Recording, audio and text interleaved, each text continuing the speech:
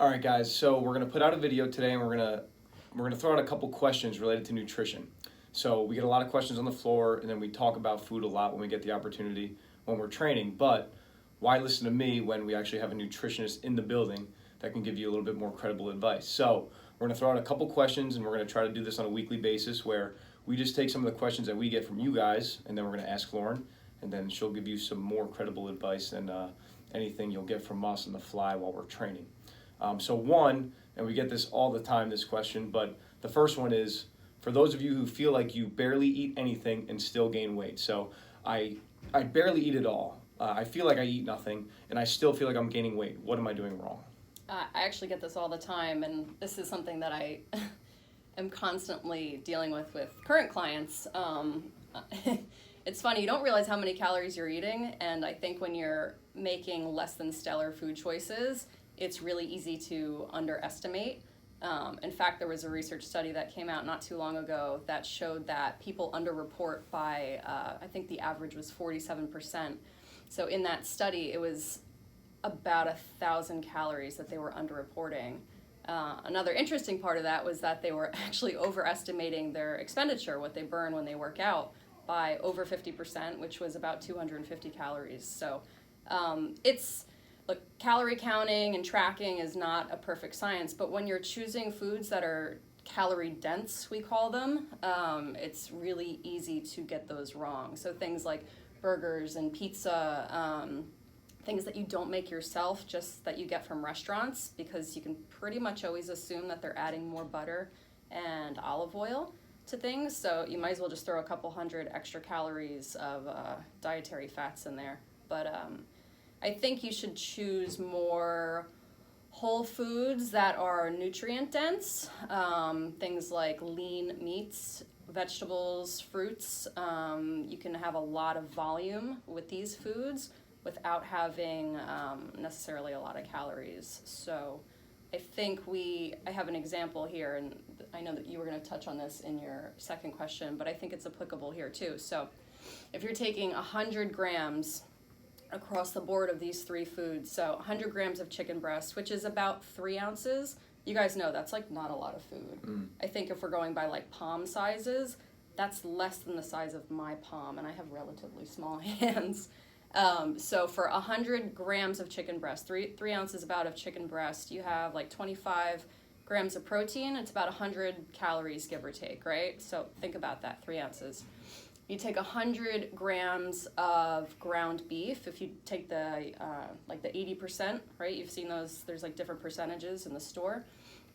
You got about the same thing, so 25 grams of protein, 24, 25, and then you are looking at about 250 calories just because the higher fat content, right? And if you take something like peanut butter, which is mistakenly called a protein source, it's not, it's a carbohydrate and fat source. I'm sorry to kill that but love peanut butter though. Same, I love peanut butter and you can fit it in, but if you take 100 grams of peanut butter, which is actually 3 serving sizes, right? So a serving size is 2 tablespoons. Most people eat at least twice that amount, thinking that it's 2 tablespoons. You got about 25 grams of protein there, and you're looking at like 615 calories. So when we're talking about making smart choices, lean meats, fruit, vegetables, you can throw in some carbohydrates, of course, if you're working out. Carbs are good. And I'm thinking in terms of when I eat good versus bad. If you go out to a restaurant and you fill yourself up and you look back at the menu at what you just actually ate, and then it equals maybe 2,500 to 3,000 calories, you're like, wow, it took me that many calories to fill up. But then for lunch, you go home and you actually make a lean meat sandwich or wrap, and then you have 600, 700, 800 calories, and you're completely full. And it goes to show you that food volumes definitely mean something, that you could consume a decent amount of food that's relatively low in calories that could fill you up, as opposed to going out to a restaurant and or maybe eating pizza and burgers like Lauren mentioned, and then you look back at the meal and realize you ate over 2,000 calories worth of food, but you feel the same way as you did when you had that 600 calorie sandwich that you may have had for lunch that day. Well, here's something else too, just to quickly touch on. I know we have some time constraints for this, but I think when you're eating something like a cheeseburger or pizza or whatever, those are considered hyper palatable, which means they're really friggin' delicious. They're extremely easy to overeat, and they kind of trigger a dopamine response in our brain, which is like, oh my God, I want more. So you'll usually get the point where you have this giant meal at a restaurant, whatever it is, something that's loaded with salt, sugar, starch, and fat. Those are usually the four main ones. And even though you're full, because you still kind of have that dopamine release going on, you'll still eat dessert. So then you throw in like another 1,000-calorie slice of pie or whatever you're gonna eat, and you've blown past your calorie budget, usually for like a good 2 days. And you always want more when it's hyper palatable. For sure, yeah. It's really easy to overeat that stuff, so. And on that note, second question, we get this all the time too, and you mentioned the confusion of peanut butter being known as a protein source because it does show some grams of protein on the label.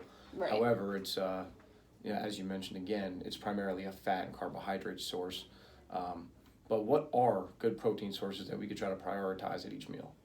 Again, it goes back to, well, okay, so we're talking about like someone who just eats like an omnivorous diet, right? So meat is fine. So I would stick to leaner cuts. If fat loss is your goal, stick to leaner cuts. So chicken breast, go for the extra lean, ground turkey, ground chicken, ground beef, ground pork, whatever it is. Like, stick to the extra lean because you're going to be able to eat a little bit more food, especially if you're trying to lose weight without eating as many calories.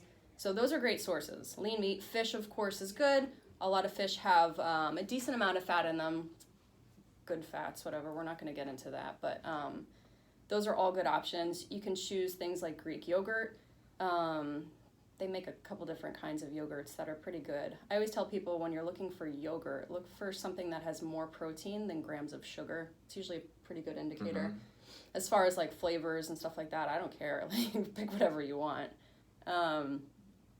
Eggs are not a great protein source. They actually have more fat than protein if you're eating a whole egg. So you can add some egg whites into whole eggs because whole eggs are fine. They don't raise your cholesterol like we used to think. And then if you want to just stick with something simple and you're having a hard time hitting your protein targets for the day, something like a protein shake is a great option to throw in. It's quick, it's easy, you can mix it with water. There's a lot of really good options out there these days. Stick to something like a whey isolate, which has been filtered out a few times. So it's low in fat, low in carbs. It's really just a solid protein source. They also do make, if you're someone who's vegetarian or vegan, they make a lot of like pea proteins, corn proteins, things like that are decent options. I know it's really hard. I have a couple vegetarian and vegan clients who always struggle to hit their protein intake. The good thing is that there's a lot of products out there that I think